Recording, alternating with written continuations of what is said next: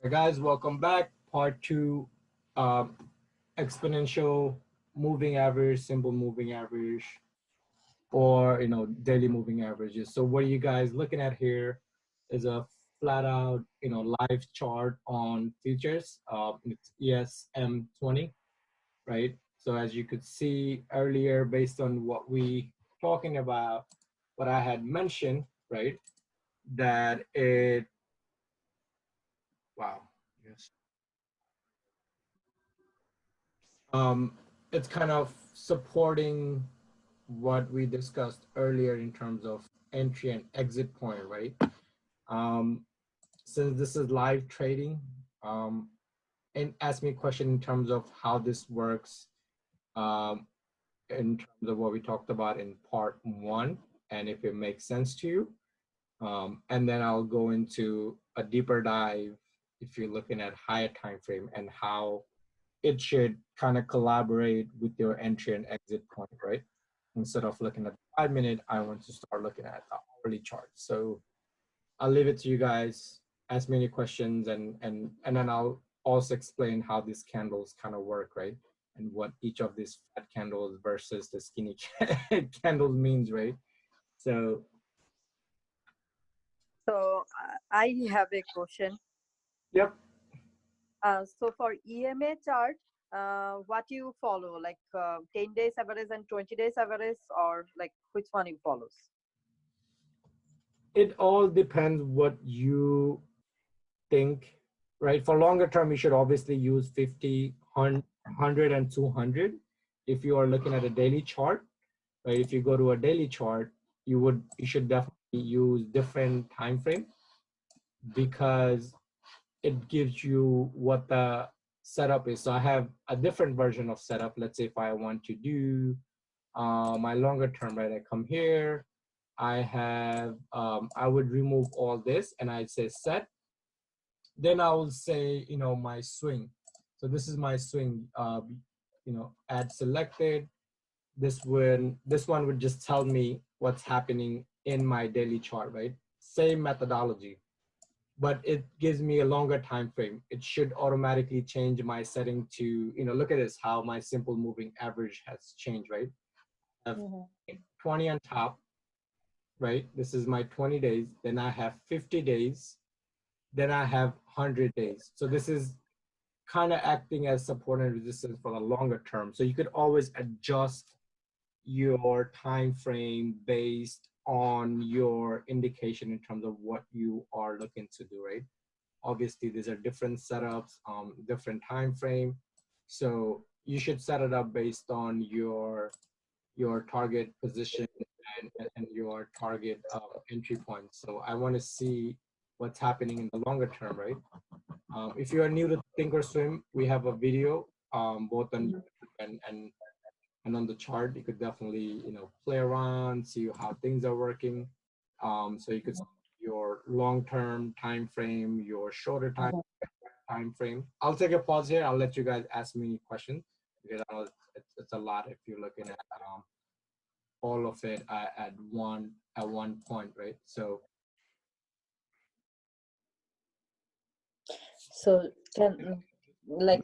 can I ask one more question? go ahead. Definitely, it's all. Okay. Oh, okay. Like say, which will be my entry point? Like when 10 days crosses 20 days or 50 days, a moving average, or like that things is a little bit confusing for me. Like which should we see? Like say for example, your yellow line is maybe 50 days and the blue line is 20 days. So which one should we see? So going to our first discussion, right, of part one. So typically, Okay. every time you see a pullback or crossover, right? So typically, if you want to take puts position, you wait for this green one to cross the yellow one. I mean, even though you have your confirmation, your indecision candles, but each candle represents, right? Meaning, So your green one is how many days average? Your green one? my green one is always the shorter one. My Okay. Yeah, my yellow one is my midpoint, and then my red one is the higher one because that's what the strongest trend is, right? That's what I want to see.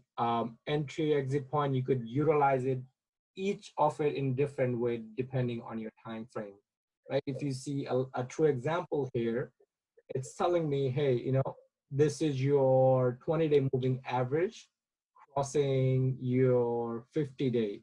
Look at this beautiful line, right? February 28th. It already told me at that day, hey, professor, look at this. It's time for you to take a position. Would I take it right now? Maybe I'll look what's happening here. Just I'll go back a little bit, right? Look at what happened to the candles. Look how the candles are getting shorter, right? In Heikenashi, when the seller starts losing their power, the candle starts getting shorter, smaller, right? And it starts become a fight between, right here, the fight starts indecision. Then a buyer comes in, pushes a little bit up, and then they lost the battle. Here's your doji candles, right? Indecision candles, flat. And here's your entry point. Now, would you enter here or would you enter at this point at this candles below? That's what I'm looking to ask you guys. I think that's where most of you guys will kind of get confused in terms of, should I get here or no? Because I already explained that on a earlier in terms of why you should wait and how many candles you should wait for. I think you wait until the third candle, and then for certain by when the green crosses below the yellow, that is really good your first major indication that it's downturn. But hopefully you were already in a little bit before, and then certainly again when the green goes under the red, that means that it went under the 100-day simple moving average. And then that's further confirmed when the yellow goes under the red as well too. That means Right, that right, means the right. red's on top. Right, exactly the point, right? This is very, very important, guys. Industry, big guys, they always use, I shared the articles on SPY, they were mentioning, hey, it's crossing over that 200-day moving average. So that's your longest period, typically used by long-term traders, typically 100 and 200 if you're a long-term trader and see how it's crossing over. But if you're intraday trader or day trader or option trader, obviously if you want to take a leap position, you want to look at the longer time frame. But if you want to play shorter, option has time decay. So you really have to take that into the key consideration, right? All along with you have your RSI diversions here, right? A nice little diversion happened here, lower lows. It moved up, then it started pushing, right? You see change from yellow to blue. Yellow, it got over the 50 line and it kind of came below a little bit, then it started pushing again. It's not truly lining up. You see all the indicators is not truly lining up, but somewhat support and resistance, right? Support, it's been holding those lines, right? It's below all the supports, all the yellow lines, the red lines, and the green lines, right? So it's kind of your indicator. So imagine on February, if you were trading then, took some long put position, right? At this point, let's say on February, first week of March, you would hold it. You would wait, and if you see this three, would you exit the position at here, or would you still wait for more confirmation after seeing this three? Because this is a 3-day candle, would you get out the position if you think, oh my God, something might happen? Or would you kind of wait around to see what's happening after this candle? Is it going up this direction or is it going up the other direction, right? That's where you want to see if it's holding up from this point on and up, right? Oh, this is on the wrong position actually. I move it here, right? Would you enter here at this point? Would you exit? What would you do? If you see this three, it usually takes three to confirm, but look at the candle sizes, right? This is important. You got to see where your candle sizes are and what is it telling you. Since we option trader are mostly trend trader, right? We follow the trend, doesn't matter which way it goes. Either if it goes up or down, we don't really care, right? We just want to catch the right moment and kind of ride it up or down, either call versus puts, right? So that should be, you know, kind of your sense. So I'll leave it for a question. And actually, this is my question: would you guys exit this position here, or would you still stay in the position for the 3 days? You know, where it kind of picked up here, and then, you know, took a big drop here all the way the entire month of March. So let me know, you know, your answer, your responses. What would you do if you see these three candles?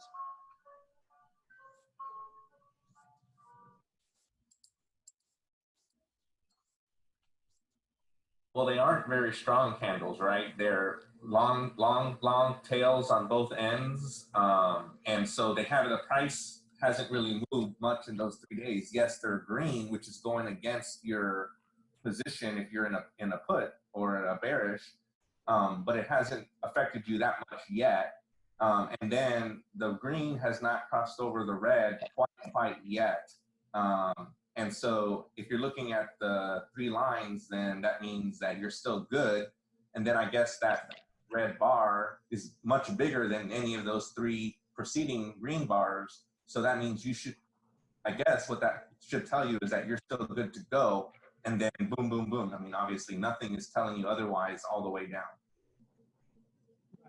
That's one good point, right? Along with that, what else do you see? Have you missed something in this?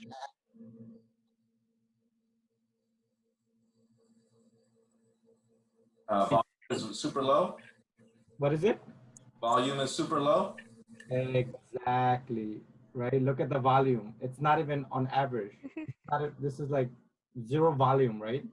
The market is crazy. Hey, there is a, you know, virus. We don't know what's going on. What are you gonna do? I mean, obviously this is a true scenario, what occurred in the past, you know, few months, especially in March into February or whatever the case is, right? But still, there's no volume. Volume is a big, that's what tells you what's happening, right? So that's a very good point that you picked up, Freddie, or anybody. So why are there no volume charts before February 17th? I'm just curious. I would expect it to see something before February, January. Is that like we're trading right now so much volume that those are so small, or is that not reading it? It is reading it, but it's about below average volume, right? Look how much. Oh, okay. So the box 0 is not 0. 0 is average. No, not zero. I think I don't have the zero average one indicator, but it should be somewhere in this point, right? I see. So if there's something showing, that means it's above average at all to begin with. Yeah. So let me add that volume one if you want, and then you can see volume average, right? I want to see volume A VG, right? Let's say I add this in there.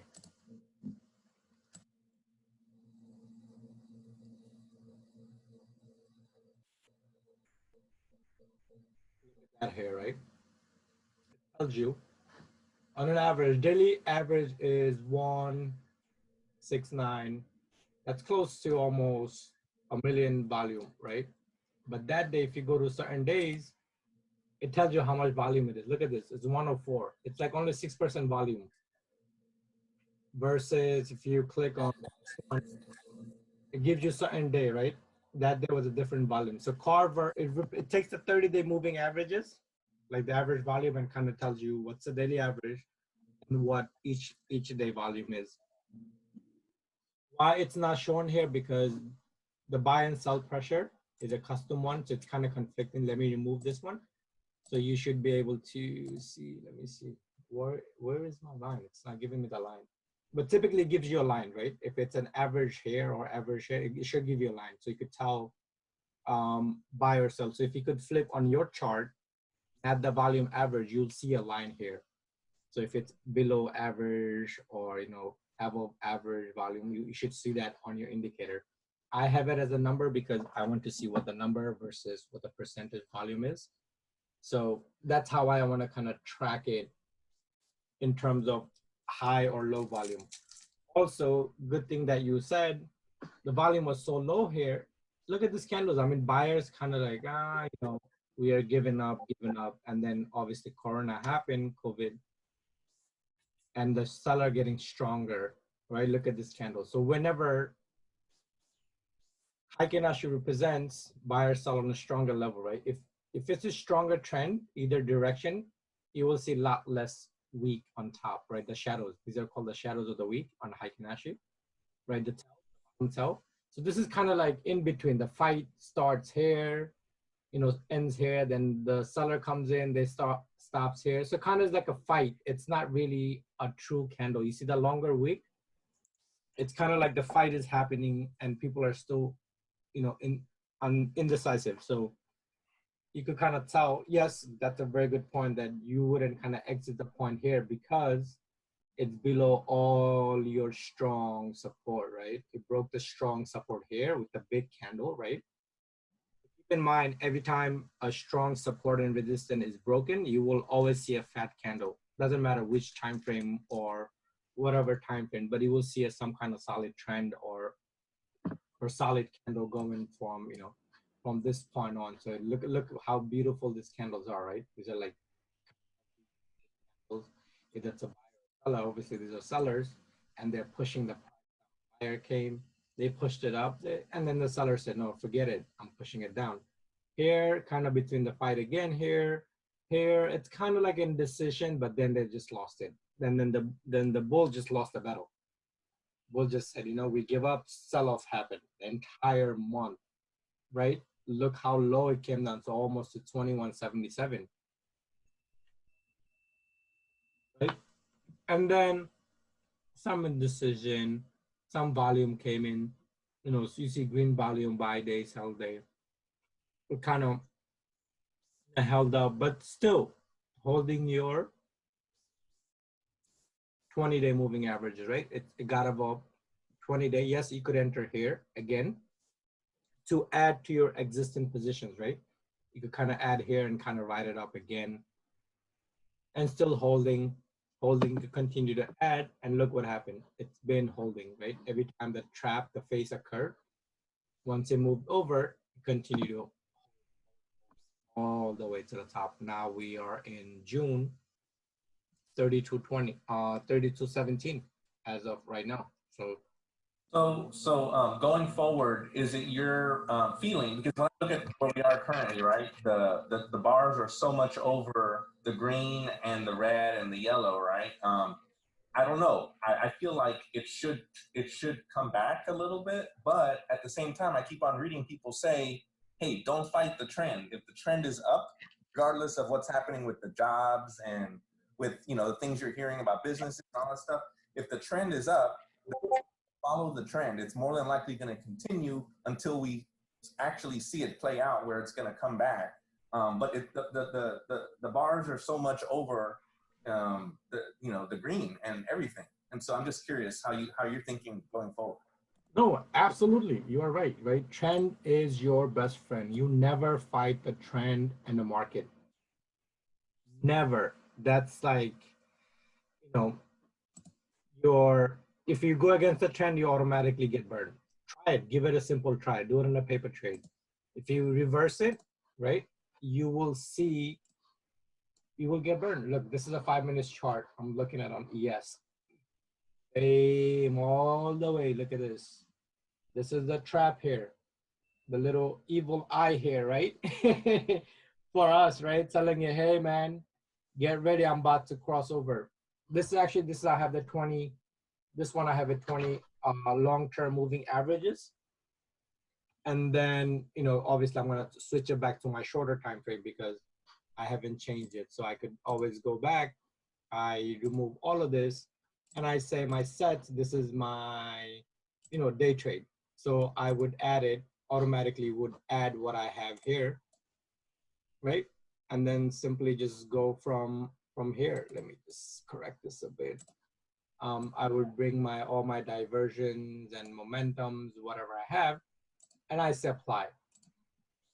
It will come back to, ooh, Okay, I know what happened. Let me fix it. It looks like one of the something got topped over to this one here underneath that. GC fire, black shoal. Oh, this is black shoal is very important. I'll share that with you guys later. There's a lot more fun stuff coming for you guys, you know. TTM fire. Let me see apply. Let me see. Chart goes back to normal again. No, it's acting weird. Hold on.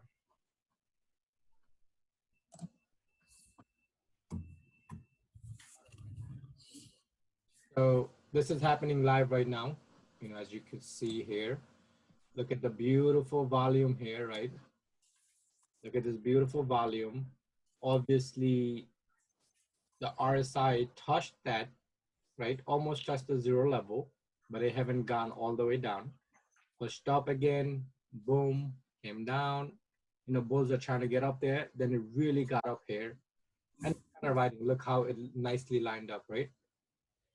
If you see right here at the bottom, the bears are kind of giving up. And then your crossover happened, right? Nicely at this point.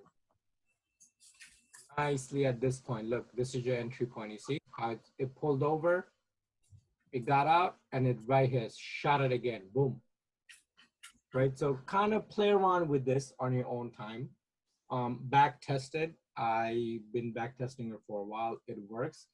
It did perfect my trading over the last few weeks, and obviously the results shows. You know, and I'm very proud that I was able to kind of incorporate some of the stuff, you know, into our learning, our teaching, or you know, our trading strategy. So if you guys could simply follow it instead of, you know, worrying about, oh, what's gonna happen, you know, why is it not turning my way? Play around with it, right? Play around with it, and then you should be able to kind of pick up what I was trying to tell you of it. It's you know, name it EMA trap. Keep that in your mind, how it's playing out. Look at this here, right? Same thing again. Okay, five cross the 9, boom, down. Still haven't crossed. Keep coming down, down, and looks like I got the entry point here, right? The reversal indicator. It's telling me, hey, you know, time for you to get ready. I'm still waiting. I will wait here. It touched that 20-day. It's crossing the 5-day and the 9-day, right? Let it cross. And it should push up. We'll give it some time. Obviously, it's telling me the next 20 minutes, 15 minutes, it's bearish, but on the 30 minutes hourly, 1 day, 3 day, 4 week, whatever, this is my time frame. It's telling me, yeah, okay, I'm good in the trade. Let me stick around. I mean, if you play stocks, it's a lot easier. You could follow this on a day-to-day option. You kind of have to kind of really manage your time around it. If you're going scalping, long term, short term, whatever your goal is, you know, you could try it on your own, right?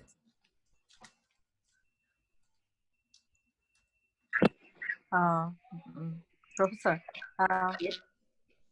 can you sometime also give some swing trade and instead of what should I say, like day trade, as some of us maybe don't have any day trade, or and also swing trade, I feel like that more safe than the day trade, as sometimes the closed date is very like like well, like very small, so sometimes we lose money or afraid of lose money. So swing trade will be beneficial for us who are new. So I'm just like wondering if you guys can also add swing trade in your call out. Yeah, good question, right? Again, I mentioned first part of it that I have been doing a lot of day trades, even though I see, you know, trend might be up or down. I typically try to go at least 2 weeks, but then again, if I go too far out, the price becomes the concern. So farther you go out, more money you pay, and there's a possibility for you to lose more money unless, you know, trend favors us, right? And that's my goal, and that's your goal, to make your money. So I don't mind.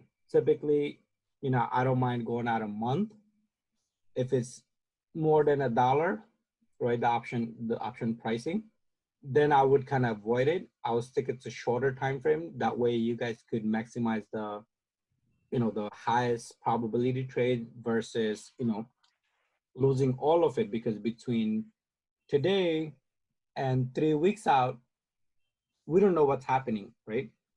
Why we do a lot of day trade versus swing now? Because of the market condition, right?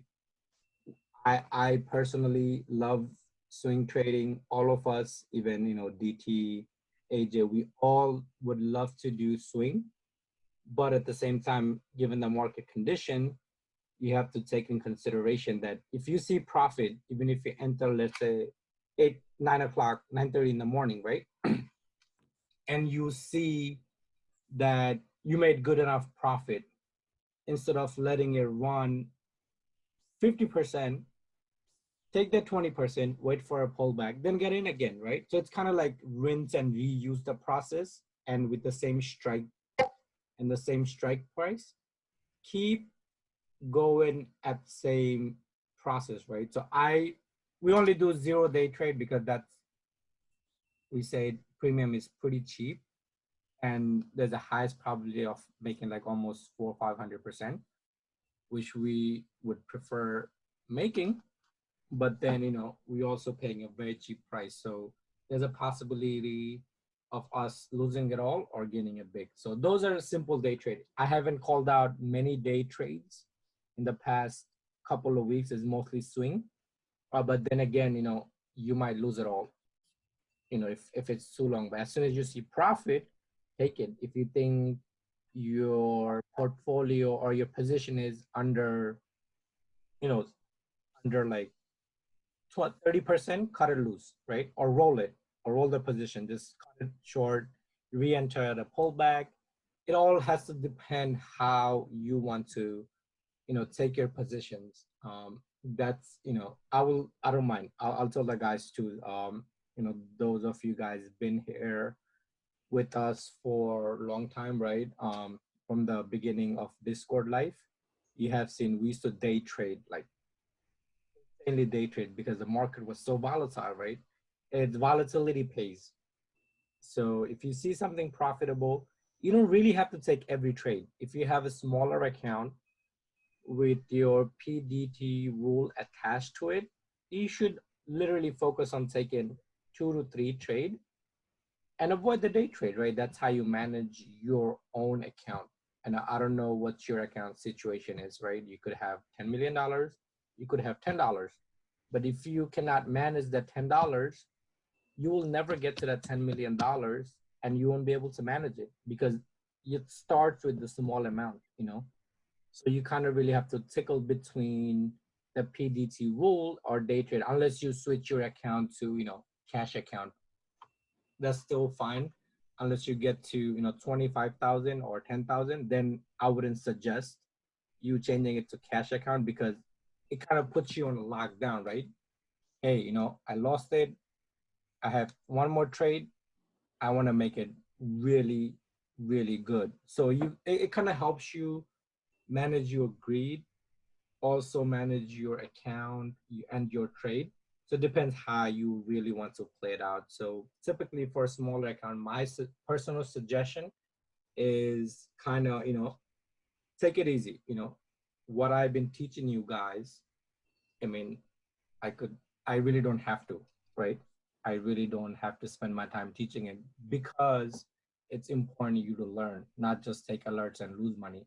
I mean, personally, a lot of people will tell you, hey, I don't care if you lose money. It's not my problem. I'm getting my monthly subscription, right? I don't care if you lose money. If you want to stay, you stay. If you're not, you go. I don't care. But that's not my theory. That's none of us in our group, things like that. We want you guys to learn. Yeah, lose happens. Everybody loses. I lost, 1,000 last month. I made, almost few 100% up. It depends on your learning, what you learn and how you apply it. I hope this session gave you guys a very in depth of how you should take your entry exit positions, right? Freddie raised up a lot of the good questions, and he actually saw what I was trying to explain. So if you could simply follow the rules instead of, focusing on everything else, then you should be, on a good trade and not kind of worry about, oh my God, I'm losing it. And same goes to, Vishal, I know you asked me a question. Let me see. It's understandable to post chart. Can you show real time how you make decision using these indicators? Yes, I think I just went over that earlier, right? I would typically, wait to enter on these positions. I would kind of enter here, but I would still want to wait because it could reverse against me. So typically, 1 to 2 candle. 2 candle is a must. Third candle is your confirmation for you to enter. And then obviously you have to follow your support and resistance, your indicator, what's happening on these levels, right? What's happening are this above RSI, below, if it's oversold, overbought, what your TTM squeeze is telling you, where the momentum is. So you kind of really have to see what it is. It's all becomes, obligated on you to kind of look into the trade, if you really want to get profit. So you really have to step back and do your own analysis and learn what each of these, indicators means for you. It might not work for you, because you might see things differently versus what I'm seeing. But this is a simple method of, teaching someone what each of these lines mean for me or for anybody else, right? So I'll wrap it up. I have less than a minute. We will continue on a different session discussing again mindsets, and we'll go over the EMAs and the SMAs again once you guys have a better understanding throughout the week playing it, right? Put this into real trade, on demand, or paper trader, right? My suggestion, paper trade it. Anything you learn something new every time, paper trade it, and you will get the hang of it. You will get the hang of it and you will kill it. Don't be afraid of taking trades on a paper trade because you're not losing the money. So, stop thinking about making money. You shouldn't even looking at your P&L. That's how you learn. Paper trade it, and good luck. Keep applying these new things you are learning. That's the best way to go. Hey, thank you for the time. Appreciate it. Great session. Thank you. Thank you. Thank you, guys. All right. Thank you, Professor.